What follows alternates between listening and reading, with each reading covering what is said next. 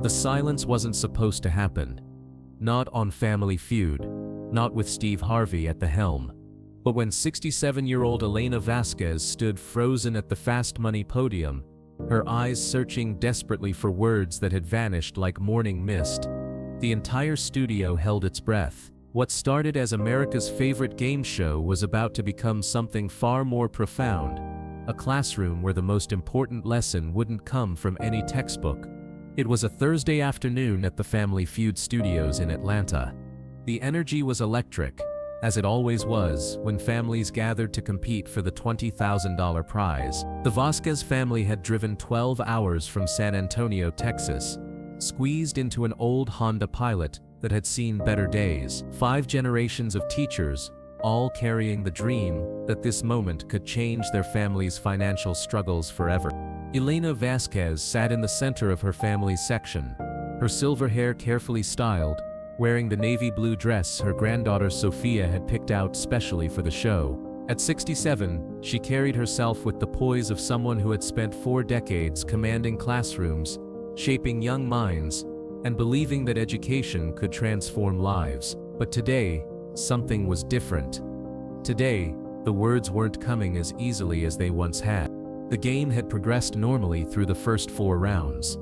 The Vasquez family was leading against the Johnson family from Memphis, and Steve was in his element, cracking jokes about Elena's quick wit when she'd nailed the #1 answer for things a teacher always has in their bag. Her response of extra patience had brought down the house and earned a warm smile from Steve, who had immediately recognized the wisdom behind her words.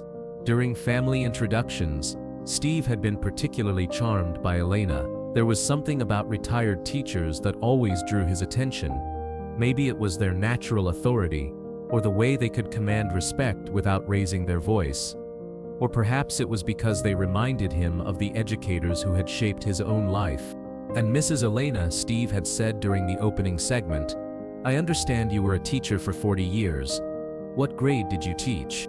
"3rd grade," Elena had replied with pride, her voice clear and strong. 42 years, actually. Same school, same classroom.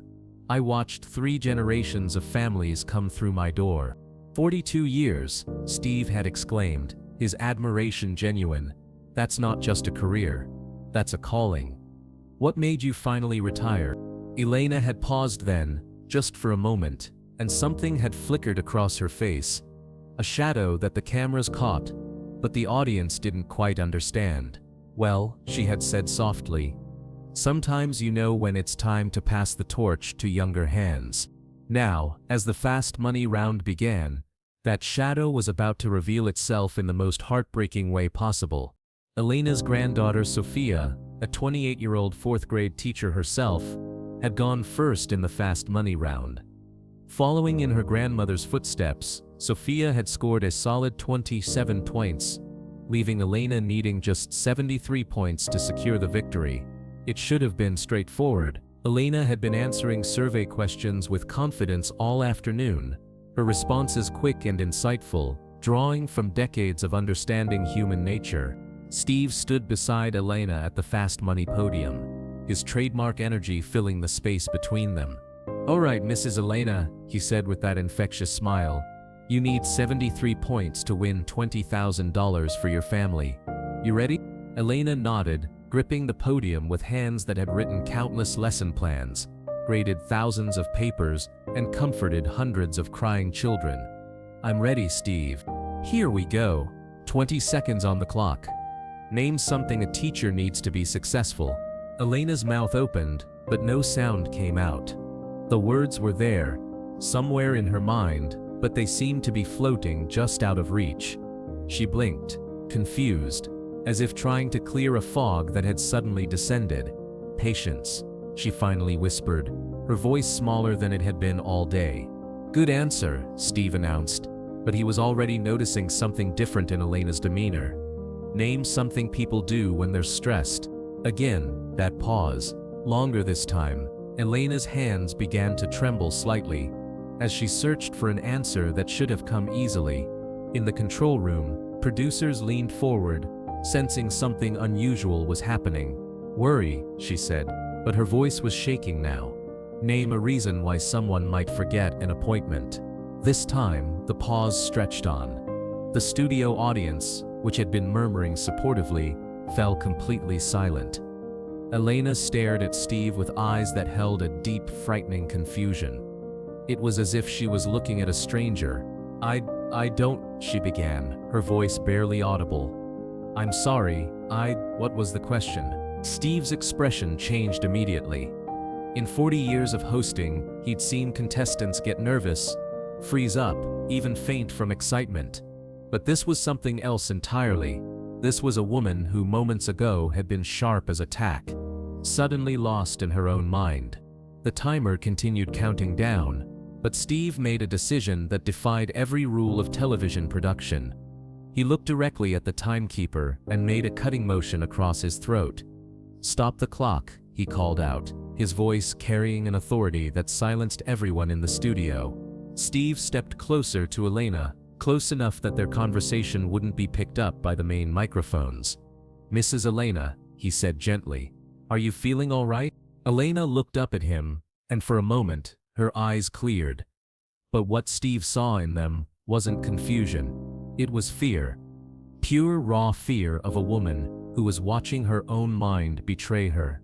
"Steve," she whispered, so quietly that only he could hear, "I can't remember. I know I should know these answers, but they're gone. Everything's foggy." Behind the scenes, Steve made a decision that would define not just this episode, but his understanding of what it meant to truly host a show. Steve Harvey had faced every possible situation a game show could throw at him. Contestants who gave outrageous answers, families who argued on stage, technical difficulties, and unexpected moments that required quick thinking. But nothing had prepared him for watching a sharp, accomplished woman struggle with the early stages of something that was stealing her memories, her words, her very sense of self. Without consulting producers, without following protocol, Steve did something unprecedented. He took Elena's hand gently, the way a grandson might comfort his grandmother, and spoke directly to her with a warmth that transcended television. "Mrs. Elena," he said, his voice now stripped of all performance, "I want you to look at me for a minute. Just look at me." Elena's frightened eyes met his, and Steve saw something that broke his heart. The look of a teacher who was used to having all the answers, now terrified that she couldn't find even one. "You know what?" Steve continued, still holding her hand.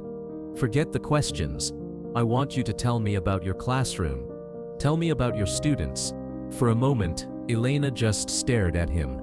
The studio was so quiet that the hum of the air conditioning seemed loud. 300 audience members sat in complete silence, sensing they were witnessing something far more important than a game show. Then, like sunlight breaking through clouds, Elena's face changed. Her grip on Steve's hand tightened, and when she spoke, her voice was clear and strong again. "Room 23, she said, and there was pride in her voice. "Bulletin boards full of color. Little desks in a circle, because I wanted every child to see every other child's face. The reading corner with pillows that I bought with my own money because every child deserves a comfortable place to discover the magic of books." Steve smiled, a genuine smile that had nothing to do with hosting and everything to do with human connection.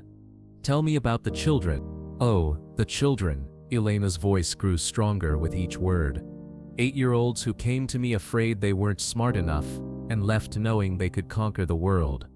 Miguel, who couldn't read when he started 3rd grade and wrote me a novel by the end of the year. Sarah, who was so shy she wouldn't speak, and discovered she had the most beautiful singing voice. Marcus, who everyone said was too energetic to learn, and ended up being my best math student. The cameras continued rolling, but everyone understood that this was no longer a game show. This was something sacred, a teacher in the midst of losing her memories, holding on to the ones that mattered most. "You know what I think?" Steve said, his voice thick with emotion. "I think you've already won the most important prize there is. You've won the hearts and minds of hundreds of children. You've changed lives, Mrs. Elena. That's worth more than any money we could give you today." Elena looked at him with tears in her eyes, but they weren't tears of sadness anymore. They were tears of recognition, of feeling seen and valued for who she truly was. "But Steve," she said softly, "what happens when I can't remember them anymore? What happens when I forget their names, their faces, their stories?" This is the moment that broke Steve Harvey completely. Steve had made people laugh for decades. He'd hosted thousands of shows, met tens of thousands of people, and prided himself on his ability to find humor in any situation. But standing there, holding the hand of a woman who had devoted her life to educating others and was now watching her own mind fade, he found himself in territory where laughter couldn't reach. "Mrs. Elena," Steve said, and his voice was shaking now, "you want to know something about teachers? Really good teachers?" Elena nodded, still holding his hand like a lifeline. "The best teachers don't just teach with their minds, they teach with their hearts. And hearts don't forget, even when memories get fuzzy, even when words don't come as easily. The love you put into those children, the confidence you gave them, the way you made them feel special, that lives in them forever. That's not something you can lose." Steve turned to face the audience, still holding Elena's hand. "Ladies and gentlemen," he announced, his voice carrying a gravity that transformed the entire studio, "I want you to meet someone very special. This is Mrs. Elena Vasquez. For 42 years, she shaped young minds. She was the teacher who stayed late to help struggling students. She was the teacher who spent her own money on supplies. She was the teacher who believed in children when they didn't believe in themselves." The audience began to applaud, but Steve raised his hand gently to quiet them. He wasn't finished. "Mrs. Elena is facing a challenge now," he continued, his honesty raw and unguarded. "Her memory isn't what it used to be, but I want everyone in this studio, and everyone watching at home, to understand something. What makes a great teacher isn't perfect memory, it's a perfect heart, and Mrs. Elena's heart is still perfect." He turned back to Elena, who was openly crying now, but her tears were different. They were tears of feeling valued, of feeling seen for who she was, beyond her current struggles. "So here's what we're going to do," Steve announced, making another decision that no game show host had ever made. "We're going to finish this game, but not the way games usually get finished.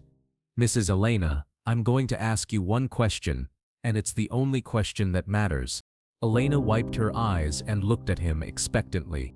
"Mrs. Elena," Steve said, his voice gentle but clear, "what's the most important lesson a teacher can give?"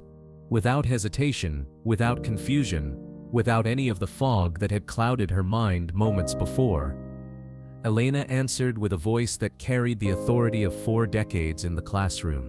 That every child matters, that every child has something special inside them, and that someone believes in them, even when they don't believe in themselves. The studio erupted. 300 people rose to their feet in an ovation that went on for minutes. But it wasn't applause for a game show answer. It was recognition of a fundamental truth spoken by someone who had lived it. Steve turned to the control booth and made a gesture that everyone understood. Both families win today, but he had one more surprise. Steve reached into his jacket pocket and pulled out a small notebook, the one he kept for writing down thoughts and observations between shows. He tore out a clean page and began writing something. "Mrs. Elena," he said, still writing, "I want you to have something." When he finished writing, he folded the paper and placed it in Elena's hands. "This is my promise to you," he said. "When the days come that feel confusing, when words don't come easily, I want you to read this and remember that your impact on this world is permanent. The children you taught are now adults, raising their own children with the values you instilled. Teachers like you don't retire, you multiply." Elena unfolded the paper with trembling hands. The camera zoomed in as she read Steve's words aloud. "To the teacher who taught me that real wisdom isn't in remembering everything, it's in never forgetting what matters most. Thank you for reminding me what true success looks like. With deep respect, Steve Harvey." But Steve wasn't finished. He began removing his suit jacket, the same jacket he wore for every taping, his signature piece that had become part of his television persona. "Mrs. Elena," he said, gently draping the jacket over her shoulders, This jacket has been with me through every show I've ever hosted. It's seen victories and defeats, laughter and tears. But today, it needs to go home with someone who understands what real teaching looks like. Because you just taught this entire studio something more valuable than any survey answer. The jacket was too large for Elena's small frame, but she wore it with dignity, like academic robes at a graduation ceremony. As the cameras finally stopped rolling and the audience began to file out, something beautiful happened. Sophia, Elena's granddaughter, approached Steve with tears in her eyes. "Mr. Harvey," she said, "I need you to know something. My grandmother has been scared to tell our family about her memory problems. She's been hiding it, ashamed of it. But today, you showed her that she's still valuable, still important. You gave her dignity when she felt like she was losing everything." Steve looked at Elena, who was now surrounded by her family, all of them crying but smiling. All of them understanding that what they'd witnessed wasn't about money or prizes. It was about recognition, respect, and the eternal impact of a life spent in service to others.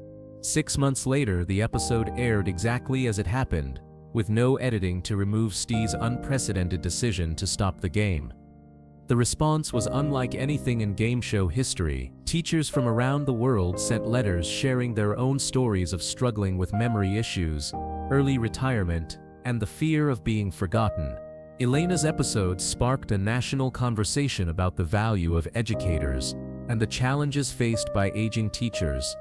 Steve's foundation partnered with Alzheimer's research organizations to fund studies specifically focused on educators and memory-related conditions. But perhaps the most meaningful response came from Elena's former students. Hundreds of them, now adults, reached out to share stories of how Mrs. Elena had changed their lives. They sent photos, letters, and videos, creating a digital memory book that Sophia shared with her grandmother on good days when her mind was clear. Elena still has Steve's jacket. On difficult days, when the fog feels overwhelming, Sophia helps her put it on, and they read Steve's note together. And for those moments, Elena remembers not what she's losing, but what she's given to the world. Steve Harvey learned something that day that changed how he approaches every show, every contestant, every moment he spends in front of those cameras. He learned that sometimes the most important lessons don't come from the host. They come from the hearts of people who've spent their lives teaching others.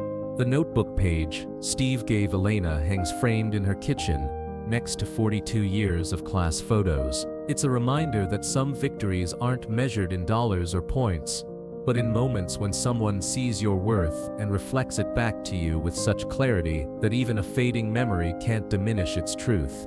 Because that's what great teachers do. They help people see their own value. And sometimes, if we're very lucky, we get the chance to return that gift. To be teachers ourselves in the moments when someone needs to remember who they really are.